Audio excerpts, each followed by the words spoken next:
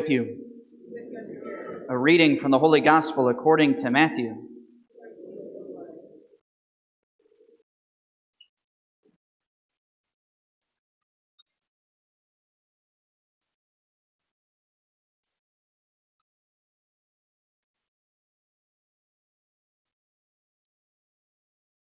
Jesus told his disciples this parable. A man going on a journey called in his servants and entrusted his possessions to them. To one he gave 5 talents, to another 2, to a third 1, to each according to his ability. Then he went away. Immediately the one who received 5 talents went and traded with them and made another 5. Likewise the one who received 2 made another 2. But the man who received 1 went off and dug a hole in the ground and buried his master's money. After a long time the master of those servants came back and settled accounts with them. The one who had received 5 talents came forward, bringing the additional 5. He said, "Master, you gave me 5 talents. See, I have made 5 more." His master said to him, "Well done, my good and faithful servant. Since you are faithful in small matters, I will give you great responsibilities. Come, share your master's joy." Then the one who had received 2 talents also came forward and said, "Master, you gave me 2 talents. See, I have made 2 more." His master said to him, "Well done, my good and faithful servant. Since you are faithful in small matters, I will give you great responsibilities. Come, share your master's joy." Then the one who had received the 1 talent came forward and said, "Master, I knew you were a demanding person, harvesting where you did not plant and gathering where you did not scatter. So out of fear, I went off and buried your talent in the ground. Here it is back." His master said to him in reply, "You wicked, lazy servant. So you knew that I harvest where I did not plant and gather where I did not scatter? Should you not then have put my money in the bank so that I could have got it back with interest on my return? For to everyone who has, more will be given, and he will grow rich. But from the one who has not, even what he has will be taken away. And throw this useless servant into the darkness outside, where there will be wailing and grinding of teeth." The Gospel of the Lord. Praise to you, Lord.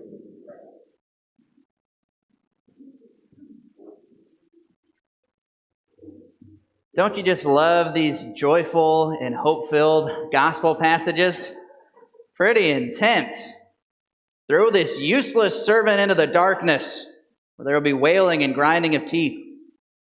Kind of reminds me of one of my favorite readings through the church year, and maybe I've mentioned this before. I don't think I have, but during daily mass, one of the readings is about David and Goliath, and the reading ends with, "And then David cut off his head. The word of the Lord." Wow, pretty intense. Gotta love readings like that. Always exciting here at Mass. Speaking of today's Mass, I really like the reading today, the first reading from the book of Proverbs. Anybody ever read the book of Proverbs before? Very famous book, wisdom book from the Old Testament. Our converts to Catholicism in the back, they've of course read it, right? Growing up as non-Catholics, they read their Bibles well. So anyway, the book of Proverbs. I find it very interesting. This passage we heard from today is about the value of finding a worthy wife. And this is how the book of Proverbs ends. This is the culmination of the book of Proverbs. It speaks about the value of finding a good wife. Now, I find that striking. Essentially, what the book of Proverbs is saying is that the wisest thing someone can do is find a good wife. Nothing will make you more wise than finding a good woman. And isn't that true? Is that not true? Women bring something to the world and bring something to men that nobody else can give. In marriage prep, oftentimes when I'm talking to couples, I'll ask the fiance, the man, say, "What do you love about your fiance?" And he'll always say, "She just brings something out of me that I didn't know that I had. She's made me a different person, a better person." Women have this amazing ability to do this with men. Pope John Paul II, great hero of mine, and I'm sure a hero of many of yours, he had this great phrase about women. He talked about the feminine genius. So the women bring this gift to the world, and it's called the feminine genius. And there's many different aspects to the feminine genius. But his point was, women do things for the world that men just simply can't do. And they bring gifts to the world that men simply cannot give. I was reminded of this last week. So this past week, I actually had some family in town. My sister lives in Texas, and she has two beautiful little girls, and they were here to visit. And of course, we just had a great time this past week. But I have to be honest, it's kind of exhausting being around a couple of little girls, right? And I was just amazed at my sister's ability to just give and give and give.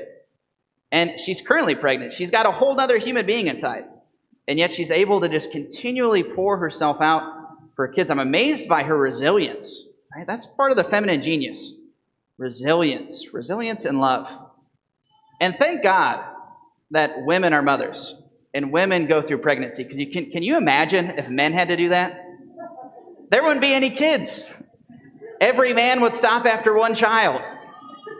Thank God that he gives that amazing task to women.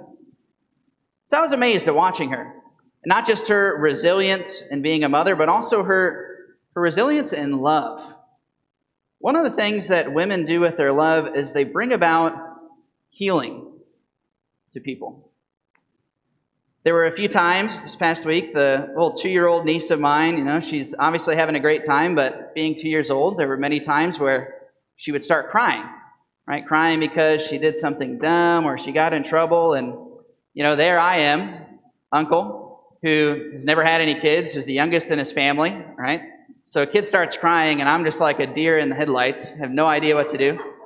And I was just amazed at her ability to remedy the situation.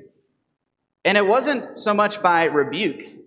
It was almost like what she would do when she was crying is she would revive her daughter, bring happiness and peace back into her heart. She had this amazing, gentle ability to cheer up her daughter and stop her from crying. Just amazed by that. Women have this amazing ability to see with the heart, see the person, and make them whole, and bring about healing. It's amazing. It's an amazing gift that women bring to the world. That's part of the feminine genius. Another interaction I had this past week, I encountered the feminine genius in a different way. Something else that women do with the feminine genius is they have this incredible ability to inspire. To inspire. I was speaking with a doctor on Friday, and she's a very devout Catholic, and she has her own practice in Indianapolis. Her name is Dr. Del Coca. Maybe some of you have met her, but man, she loves her faith, she loves Christ, and she loves being a doctor. And I met with her on Friday with another group of people, and I was just amazed at her example. Just being in her presence, hearing her speak, it was so convicting and challenging for me as a priest to think, what am I doing? I need to be doing more. I need to be more committed, more self-sacrificial. I need to be more committed to the mission. And it wasn't because of anything that she said in particular. It wasn't because of anything she was doing. It was just simply being in her presence was convicting. It was inspiring, challenging. Kind of reminded me of St. Joan of Arc. I love the story of St. Joan of Arc, leading her army into battle. And one of the things I've always found that was very striking about St. Joan of Arc is she would always lead the men into battle. But did you know that she never wielded her sword? She never actually wielded the sword. She led the men into battle and inspired them to victory without ever actually fighting anyone. Isn't that profound? Women have this feminine genius, this amazing ability to be resilient, to love with the heart, to inspire change in other people. And I think our world really needs this feminine genius.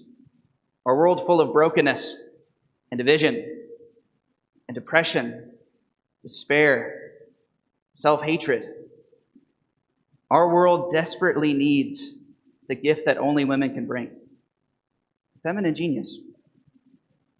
And it's sad in our culture when the voices are putting all sorts of pressure on women to look a certain way, or to work a certain amount, or to take care of their children in a certain way, or to think for themselves in a certain way. Instead of encouraging women to focus on the feminine genius, that gift that only they can bring. All sorts of other talents, gifts that women can bring to the world. But there's nothing more important than their soul, their heart, their feminine genius. If we want the world to be healed, to be better, to be made whole, we absolutely need the gift of women, the feminine genius. To close this homily, I just want to make a shameless plug. A couple weeks ago, you heard me mention a group for young girls and mothers. It's called the Philothea Society. They have a meeting next weekend. It's going to be in the bulletin. It's going to be sent out on a flock note. But I truly mean this. I think that ministry is necessary, crucial, for helping our young women foster the feminine genius, becoming the women, the wives, the mothers, the religious sisters that God is truly asking them to be. In the words of a great saintly woman, St. Catherine of Siena, she once told us, "If you are what you should be, you will set the world on fire." And I want every young woman in our church to be a part of this Philothea Society, to learn how to become who they were created to be.